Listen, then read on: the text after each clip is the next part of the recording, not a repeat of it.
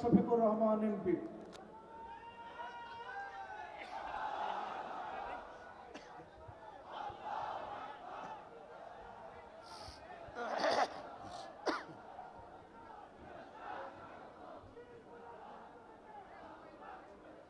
আসসালামু আলাইকুম রহমতুল্লাহ। আলহামদুলিল্লাহ রব্বিল আলামিন ওয়াসসালাতু ওয়াসসালামু আলা রাসূলিহিল কারীম ওয়া আলা আলিহি ওয়া সাহবিহি ওয়া আহলি বাইতি আজমাইন। আমার একান্ত প্রিয় মিরপুরবাসী, জ্বলন্ত এবং জীবন্ত জুলাই নিয়ে আজকের এই আয়োজন, এই আয়োজনের সম্মানিত সভাপতি,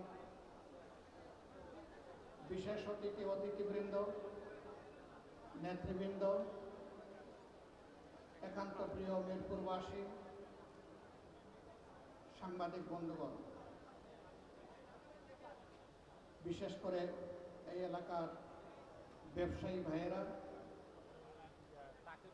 আল্লাহ তাবারক ওয়া তাআলার শুকরিয়া আদায় করছি যে আবহাওয়া সারাদিন ধরেই কিছুটা প্রতিকূল, মাঝে মাঝেই থেমে থেমে বৃষ্টি আসছে। কিছুটা আল্লাহ তাআলা এখন স্বস্তি দিয়েছেন, এই জন্য আল্লাহ তাআলার দরবারে অসংখ্য শুকরিয়া, আলহামদুলিল্লাহ। আমি আমার কথা শুরু করার আগেই সম্প্রতি ভারী বর্ষণে আমার এই প্রাণপ্রিয় এলাকার জনগণ, ড্রেন নালা উপচে পড়ে যেভাবে রাস্তাঘাট ভেসে গিয়েছিল, কোথাও ছাতি পানি, কোথাও কোমর পানি, কোথাও হাঁটু পানি, আপনারা অনেকটা গৃহবন্দী হয়ে পড়েছিলেন। আর একান্ত জরুরি কাজ যারা সারতে চেয়েছেন তাদেরকে এই পানির সাথে যুদ্ধ করেই যেতে হয়েছে। বিশেষ করে আমাদের কলিজার টুকরা সন্তান সন্ততিরা এইচএসসি পরীক্ষা যারা দিচ্ছে, তারা এই সময়টা ভীষণ কষ্ট করেছে। অতীতের জমে থাকা যন্ত্রণা, প্রশাসনিক এবং সরকারি ব্যর্থতা মিলেই 55 বৎসরে এই অবস্থার সূচনা হয়েছে, এই পর্যায়ে এসে পৌঁছেছে। তারপরেও আমি এর জন্য দুঃখ প্রকাশ করছি যে সাথে সাথে আপনাদের কাছে আমি ছুটে আসতে পারি নাই। আপনাদের নিশ্চয়ই খেয়াল আছে, এই সময়টা সবচেয়ে বেশি ক্ষতিগ্রস্ত হয়েছিল চট্টগ্রাম, যেখানে 52 জন মানুষ নিহত হয়েছেন পাহাড় ধসে, ঘর চাপা পড়ে কিংবা বন্যাতে ডুবে। আমাদের বিবেক আমাদেরকে টেনে ওখানে নিয়ে গিয়েছিল। এই জন্য সবচেয়ে ভয়াবহ দিনটা আমাদের কেটেছে চট্টগ্রামে, চট্টগ্রামের মানুষের সাথে। আমার জন্য একটা ভাঙা নৌকা রেডি করা হয়েছিল, যে এই নৌকায় ঘুরে ঘুরে দেখব। আমি জিজ্ঞেস করেছিলাম যে এই এলাকার মানুষকে এইরকম নৌকার সুবিধা এখন পাচ্ছে? কয় না, বহু কষ্ট করে আপনার জন্য জোগাড় করা হয়েছে। আমি এও জানতে চাইলাম তাইলে তারা কি করছে? কয় তারা সাঁতার কেটে অথবা গলা পানি, হাঁটু পানি, বুক পানি ভেঙেই তারা চলছে। আমি বললাম আমিও তাই চলবো, চলেন, ওই নৌকার আমার দরকার নেই। নৌকা যদি এইরকম জনগণকে দেওয়া যেতে পারতো, আমিও নৌকায় উঠতাম। আমি গেলাম, প্রথমে যে পাড়াটাই ঢুকলাম সেটি হিন্দু ধর্মাবলম্বীদের একটি পাড়া। গিয়ে দেখলাম যে পরিবেশ খুবই খারাপ। তাদের জন্য সমবেদনা জানানো, একটু দোয়া করা এবং হাতে সামান্য কিছু যা নিয়ে গিয়েছিলাম এটা তাদের হাতে তুলে দেওয়া। এখান থেকে বের হয়ে জিজ্ঞেস করলাম যে এইটাই কি বাঁশখালীর সবচেয়ে ক্ষতিগ্রস্ত এলাকা? আমার সহকর্মীরা জবাব দিল, না, এটা তার ফেস, বরঞ্চ রিমোট এলাকা তার চেয়েও ভয়াবহ। তো যেখানে আমি কোমর পানিতে নেমে গেলাম, সেখানে রিমোট এলাকা যদি তার চেয়ে ভয়াবহ হয়, তাইলে কীরকম অবস্থা সেটা আমরা নিশ্চয়ই বুঝতে পারছি। এই এলাকায় কি হয়েছে? রাস্তা দিয়ে বন্যার স্রোতের মতো পানি গিয়েছে এবং যে বাসাগুলো একটু নিচু, সেইগুলোর নিচতলায় পানি ঢুকেছে। কিন্তু ওখানে যে বাড়িঘর আছে সেখানে কোনো নিচতলা বলে কোনো কথা নেই, একতলাই। অর্থাৎ তার একমাত্র ঠিকানাটাই পানির নিচে চলে গেছে। নিত্য প্রয়োজনীয় সমস্ত জিনিস নষ্ট হয়ে গেছে, পচে গেছে, খাবারের কোনো সংকুলান নাই। এই সময় মানুষ যদি হাতে করে এক চিমটি চিড়া, একটুখানি গুড়, একটুখানি মুড়িও নিয়ে কেউ গিয়ে আন্তরিকতার সাথে হাজির হয়, এটাও এই কষ্টে পড়া মানুষগুলোর জন্য একটু সান্ত্বনা যোগায়। রাজধানীর এই সমস্যাটা একদিনের বেশি টিকে নাই, একদিনের ভিতরে সলভ হয়ে গেছে। কিন্তু ওই এলাকায় এক সপ্তাহ ধরে এই দুর্ভোগ ছিল, এখনো কিছুটা সেখানে আছে। এছাড়াও দেশের উত্তরাঞ্চল, সিলেট অঞ্চল, ময়মনসিংহ অঞ্চল, এই তিনটা অঞ্চল এই চট্টগ্রামের সাথে তারাও ক্ষতিগ্রস্ত। আমরা ক্ষতিগ্রস্ত সকল মানুষের প্রতি সহানুভূতি প্রকাশ করছি এবং আমাদের এই নির্বাচনী এলাকার যারাই কষ্ট পেয়েছেন, ক্ষতিগ্রস্ত হয়েছেন, তাদের প্রতিও সহানুভূতি প্রকাশ করছি। এর পরপরই আমরা চেষ্টা করেছি, এখানে দুইটা কঠিন সংকট চলছিল, একটা গ্যাসের সংকট, আরেকটা পানি বা জলের সংকট। এই দুইটাই কিভাবে সমাধান করা যায়, সরকারের সংশ্লিষ্ট সকল দপ্তরের ঊর্ধ্বতন কর্মকর্তাদেরকে নিয়ে আমরা দফায় দফায় বসেছি। তারা কাজ শুরু করেছেন, আলহামদুলিল্লাহ অনেকটা সমাধান হয়েছে, আরও বহু কিছু বাকি রয়ে গিয়েছে। যেটা বাকি ওটাও সমাধান করতে হবে।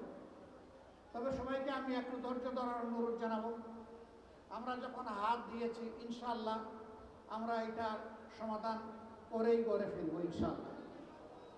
এতে একটু সময় লাগবে, সেই সময়টা আপনারা ধৈর্য ধরে আমাদেরকে সহযোগিতা করবেন। মানুষ যখন কষ্টে থাকে তখন সে সময় বুঝে না, সে মনে করে যে এখনই আমার সমস্যার সমাধান হওয়া উচিত এবং পারলে এটাই হওয়া উচিত, কিন্তু চাইলেই সবসময় সব কিছু করা যায় না। গ্যাসের এই সংকট বিশেষ করে শুধু এই এলাকায় নয়, সারা বাংলাদেশে। এখন আপনারা দেখতে পাচ্ছেন গ্যাসের যে পাম্পগুলো আছে সেখানেও সংকট তো হবেই। সব জায়গায় যদি চুরের মেলা থাকে তাইলে সংকট সমাধান হবে কিভাবে? ঘাটে ঘাটে, জুড়ায় জুড়ায়, কোনায় কোনায় চুরেরা বসে আছে। এই জন্য এই সংকটগুলা দিন দিন বৃদ্ধি পাচ্ছে।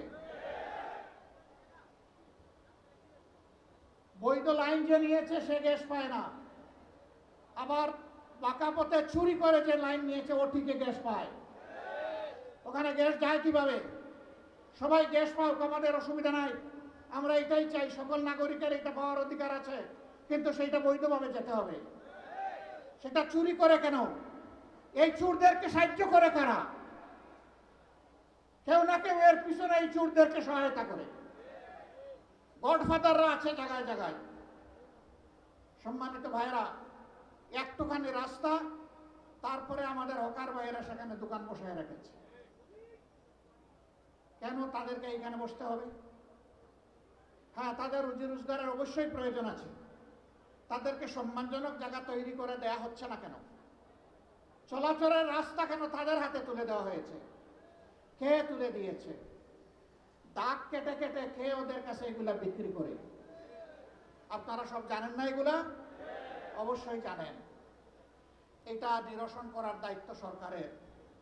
আপনাদের হয়ে সংসদের ভিতরে আমরা চিৎকার দিয়ে কথা বলেছি যে এগুলার আমরা সমাধান চাই। সমাধান যাদের হাতে তাদেরকেই সমাধান করতে হবে। তারা যদি সমাধানে হাত দেন, জনগণ আমরা তাদেরকে সহযোগিতা করবো ইনশাআল্লাহ। কিন্তু হাত যদি না দেন, এই বোঝা যদি আরো ভারী হয়, তাহলে একসময় বোঝা গিয়ে তাদের গাড়ে পড়বে ইনশাআল্লাহ। সম্মানিত ভাইয়েরা, আজকের সাবজেক্ট এটি নয়। আমি কার্যত দুঃখ প্রকাশ করতেই দাঁড়িয়েছিলাম যে ওই সময়টা যে আমি সাথে সাথে রেসপন্স করতে পারি নাই, পরে এসেছি, আস্তে আস্তে অনেকটা সমাধান হয়ে গেছে। তারপরে আলহামদুলিল্লাহ ওই পানি চলে গেছে। কিন্তু পানি যে আবার আসবে না তার কোনো গ্যারান্টি আছে? কারণ নদী না, এখানে নালা নর্দমা যেগুলো আছে, ড্রেন যেগুলো আছে, অবস্থা তো যা ছিল তাই রয়ে গেছে। আমাদের লোকেরা সাময়িক কিছু কাজ করে একটু পরিষ্কার করে দিয়েছে, এটা তো সাময়িক উপশম, এর স্থায়ী সমাধান হতে হবে ইনশাআল্লাহ। আমরা লেগে আছি, আপনারা দোয়া করবেন। আজকের বিষয় হচ্ছে জুলাই 24। জুলাই এসেছিল এই দেশের জনগণকে খুন, গুম, হত্যা, দর্শন এবং আয়নাগর থেকে মুক্তি দেওয়ার জন্য। বহু রাজনীতিবিদ একসাথে জেলে ছিলাম। 24 সালের নির্বাচনের নামে যে প্রহসন হলো আমি আর ডামি, সেই সময় আমরা জেলে, বিএনপির সিনিয়র নেতৃবৃন্দ আমরা একসাথে। নির্বাচন যখন হয়ে গেল জানুয়ারির 7 তারিখ না 4 তারিখ ভুলে গেলাম, 7 তারিখ, এই নির্বাচনের পরে সবাই আমরা একসাথে বসলাম, আমার রুমেই বসলাম। কি করা যায়? অনেকের কণ্ঠে হতাশার সুর, কিছুই হবে না, ওরা 41 সালের কথা বলেছে, ওই পর্যন্ত মেরে কুটে ওরা থাকবে, আমাদেরকে দীর্ঘমেয়াদী পরিকল্পনা নিতে হবে। সবাই হতাশ। আমি বলেছিলাম লা তাকনাতু মির রাহমাতিল্লাহ, আল্লাহ তাআলার রহমত থেকে হতাশ হওয়ার কোনো কারণ নেই। আশাবাদী হন, শক্তিশালী হন। নেতারা জেগে থাকলে জনগণও জেগে থাকবে ইনশাআল্লাহ। আপনারা হতাশ হলে জনগণ ভয় পেয়ে ঘরে ঢুকে যাবে। আমরা তখন জানতাম না জুলাই এদেশের মানুষের মুক্তির পয়গাম নিয়ে আসছে, এটা আমরা জানতাম না। আমরা অবশ্য জুলাইয়ের আগেই জেল থেকে একে একে বের হয়ে গেলাম। তবে আমার সৌভাগ্য হয়েছিল সবার চাইতে বেশি সময় জেলে থাকার। এটি আমার সৌভাগ্য। ফ্যাসিস্ট সরকার 3 বার আমাকে তাদের আমলে জেলে নিয়েছে। আমাকে নিয়ে আগে ছাড়ে পড়ে, লম্বা সময় রাখে। আমার প্রতি দারুণ দরদ তাদের, যে তুমি বাইরে বড় কষ্ট করেছ, কয়েকদিন এখানে বিশ্রাম নেই। আমি দেখেছি নেতৃবৃন্দ অনেক দলের ঢুকে বের হয়ে যায় 1 মাস 1.5 মাস। আমার বছর না পড়লে আমার মেয়াদ পূরণ হয় না। তারপরে আমরা সবাই বের হলাম। ওরা ধারণা করলো আমি নির্বাচন তো করেই ফেলেছি, আরো 5 বছরের বুকিং হয়ে গেছে, এখন এগুলাকে একটু ছেড়ে দেই। বাইরে আসলাম, আলহামদুলিল্লাহ অবস্থা পর্যবেক্ষণ করতে লাগলাম। মনে হলো একটা গুমট আবহাওয়া সমাজের মধ্যে তৈরি হয়েছে। সমুদ্রে যখন গুমট আবহাওয়া তৈরি হয়, তার পরবর্তী পরিণতি হচ্ছে একটা ভয়াবহ জলোচ্ছ্বাস অথবা ঘূর্ণিঝড়। মনে হচ্ছিল একটা ঘূর্ণিঝড়ের প্রেক্ষাপট তৈরি হয়েছে। আলহামদুলিল্লাহ জুলাই ছিল সেই ঘূর্ণিঝড়, যেই ঘূর্ণিঝড় ফ্যাসিবাদকে তছনছ করে দিয়েছে। এমনকি ওদেরকে সাধু বানিয়ে বাংলাদেশেও থাকতে দেয় নাই, এখান থেকে অন্যত্র উড়িয়ে দিয়েছে। এখন তারা ওখান থেকে মাঝে মাঝে একটু বাপ সাপ দেখায়, এই চলে আসলাম। আমার গোনামত 13 বারের ক্যালেন্ডার ফেল করেছে, এখন 14 নম্বর বার আগামী ডিসেম্বর। এদেশের যুব সমাজ তৈরি হয়ে আছে তোমাদের গলায় ফাঁসির রশি পরানোর জন্য। আসো, ফিরে আসো। তোমরা যে অবলীলায় কমপক্ষে 1400 মানুষ, যেটা জাতিসংঘ বলেছে তোমরা খুন করেছ, এই প্রত্যেকটা খুনের পাওনা তোমাদেরকে পেতে হবে। আমরা কথা দিয়েছিলাম নির্বাচনের আগে, আমরা যদি নির্বাচিত হই প্রত্যেকটা খুনের এবং অপরাধের বিচার ইনশাআল্লাহ আমরা করব, যদি আমরা সরকার গঠন করতে পারি।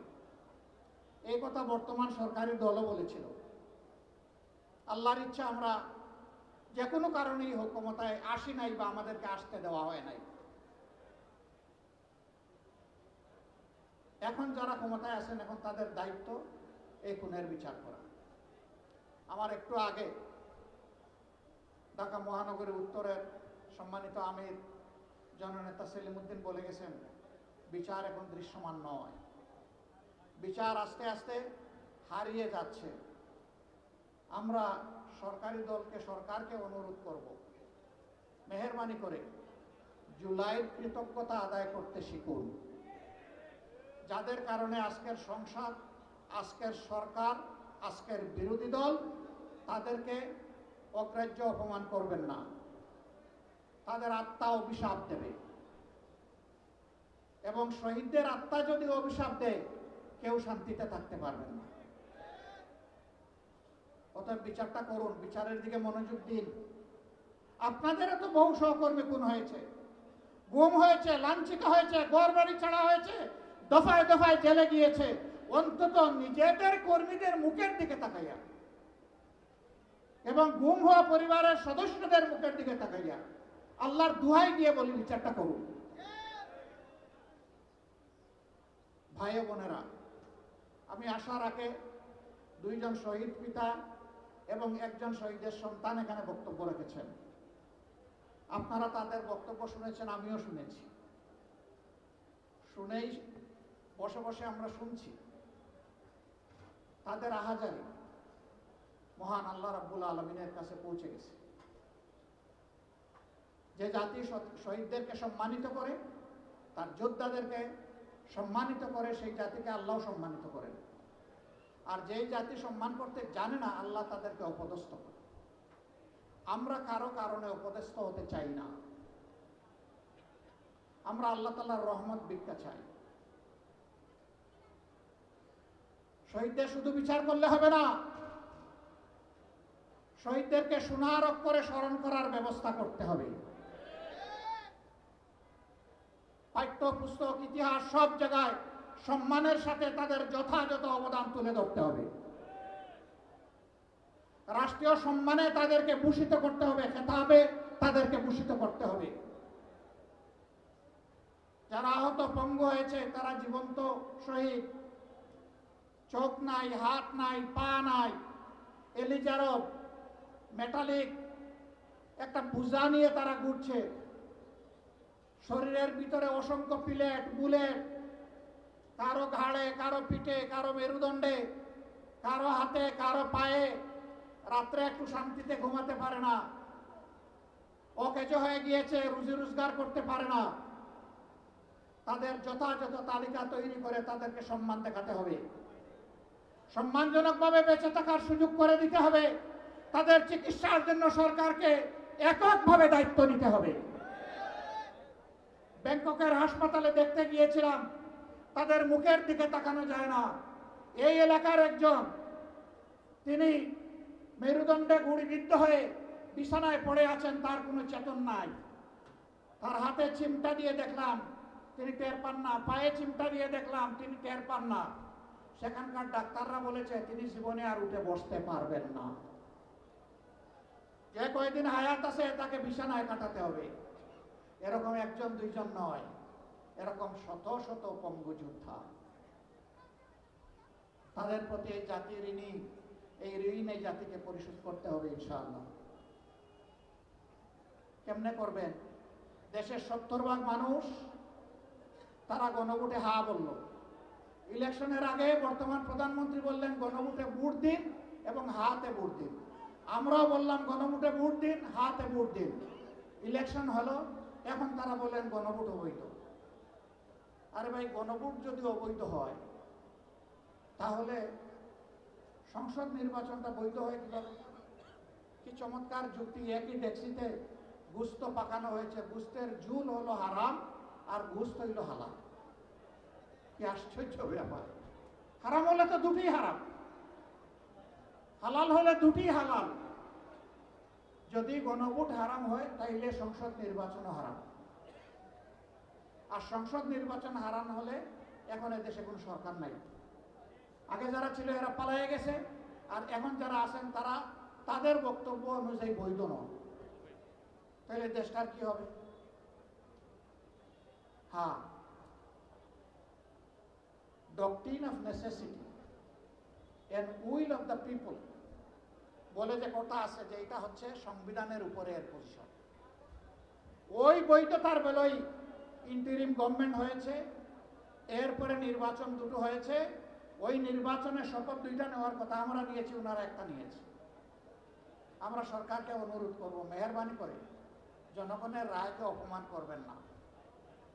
জনগণের রায়কে যারাই অপমান করেছে ইতিহাসে তাদেরকে কঠিন মূল্য দিতে হয়েছে। আপনারা দেরি হয়েছে, অসুবিধা নাই, মেনে নেন। এই জনগণকে সম্মান দেখালে জনগণও আপনাদেরকে ধারণ করবে, সম্মান দেখাবে। কিন্তু জনগণের মুখোমুখি হয়ে গেলে, এই রায় অগ্রাহ্য করলে, শুধু দলীয় স্বার্থে, গোষ্ঠী স্বার্থে যদি এই রায় অগ্রাহ্য করেন, জনগণ অতীতেও কাউকে ছেড়ে কথা বলে নাই, আগামীতেও ছেড়ে কথা বলবে না। আমরা সংসদের ভিতরে লড়াই করে যাচ্ছি এবং বাইরেও লড়াই করে যাচ্ছি। আজকের এই আয়োজন সেই লড়াইয়ের অংশ। আমাদের লক্ষ্য অর্জিত না হওয়া পর্যন্ত, জনগণের মুক্তি অর্জিত না হওয়া পর্যন্ত, ফ্যাসিবাদের শেষ চিহ্ন বাংলাদেশ থেকে বিদায় না দেওয়া পর্যন্ত ইনশাআল্লাহ তাআলা লাজিম আমাদের লড়াই অব্যাহত থাকবে। আমরা এখান থেকে বিশ্রাম নেব না।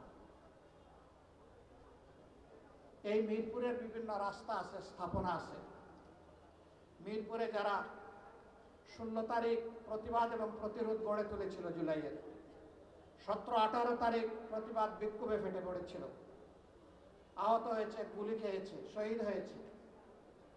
আর যারা 3, 4 এবং 5 আগস্ট এই মিরপুরে ইতিহাস সৃষ্টি করেছিল, তাদের নামে আমি আজকে প্রস্তাব করতে চাই মিরপুরের বিভিন্ন স্থাপনা, সড়কের নামকরণ করা হবে। অন্তত এটুকু স্মরণীয় হয়ে থাকবে, তাদের আপনজনরা ঘর থেকে বের হলে ওইটুকু দেখলে বুঝবে যে এদেশের সরকার এবং জনগণ তাদের আপনজনের ত্যাগকে মূল্যায়ন করেছে। আপনারা কি এটা চান? যারা হাত তুললেন না তারা চান না? মানে হাত সবাই তুলছে আর কি, একটু দেরি করে। তার মানে আপনারা সবাই চাচ্ছেন। আমরা সরকারের কাছে এই দাবি জানালাম, সরকার যদি এটা করে মোবারকবাদ। আমরা বলেছি সরকারের সকল কাজে ধন্যবাদ দিব, অভিনন্দন জানাবো, খারাপ কিছু হলে প্রতিবাদ করব, শক্তি থাকলে প্রতিরোধ করব, এটা আমাদের অঙ্গীকার। যদি সরকার এটা করে আলহামদুলিল্লাহ, ধন্যবাদ জানাবো। যদি না করে আল্লাহ আমাদেরকে কোনো সময় তৌফিক দিলে আমরা করব ইনশাআল্লাহ। প্রিয় মিরপুরবাসী, আমি আপনাদেরই একজন। আপনাদের সুখে দুঃখে আপনাদের সাথে লেগে থাকা আমার কাজ। আমার পরিচয় দেওয়া হয়েছে যে আমি জামাতে ইসলামের আমির, আমি সংসদে বিরোধী দলীয় নেতা। এই আসনের ভাই বোনেরা যদি আমাকে তাদের মূল্যবান ভোট দিয়ে, ভালোবাসা সমর্থন দিয়ে আমাকে যদি সংসদে না পাঠাতেন, আমি কি সংসদে এই দায়িত্ব পালন করার উপযুক্ত হতাম? আমি আপনাদের কাছে ঋণী। আমি আজীবন ঋণী থাকবো ইনশাআল্লাহ, যতদিন বেঁচে থাকবো আমি ঋণী। আপনারা পাঠিয়েছেন বলেই সেখানে কথা বলতে পারছি। দোয়া করেন আপনাদের জন্য, দেশবাসীর জন্য, আপনাদের হয়ে, দেশবাসীর হয়ে যেন আমি কথাগুলো বলতে পারি। এবং আমি বলতে গিয়ে কাউকে যেন পরোয়া না করি, পরোয়া যেন করি শুধু আল্লাহ রাব্বুল আলামিন। আল্লাহ তাআলাকে ভয় করে যা সত্য, যা সঠিক, যা ইনসাফ, তা যেন সংসদে তুলে ধরতে পারি। আপনারা আমার জন্য দোয়া করবেন। এই আসনের ব্যাপার আমার মৌলিক দায়িত্ব, প্রাথমিক দায়িত্ব, তার সাথে সারা জাতি এবং দেশবাসীরও কিছু দায়িত্ব।